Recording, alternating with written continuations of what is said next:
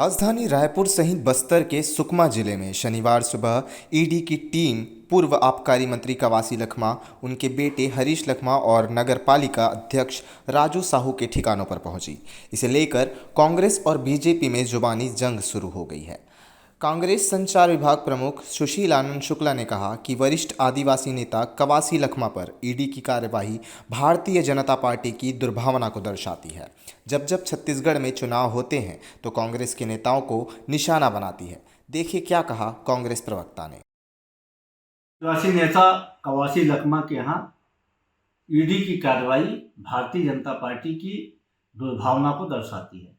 जब जब छत्तीसगढ़ में या किसी भी राज्य में चुनाव होते हैं तो विपक्ष के वरिष्ठ नेताओं को टारगेट किया जाता है। नगरीय निकाय चुनाव, पंचायत चुनाव होने वाले हैं और कांग्रेस के वरिष्ठतम आदिवासी नेता, लोकप्रिय आदिवासी नेता कवासी लखमा के घर ईडी की कार्रवाई की गई है। यह भारतीय जनता पार्टी का फ्रस्ट्रेशन है।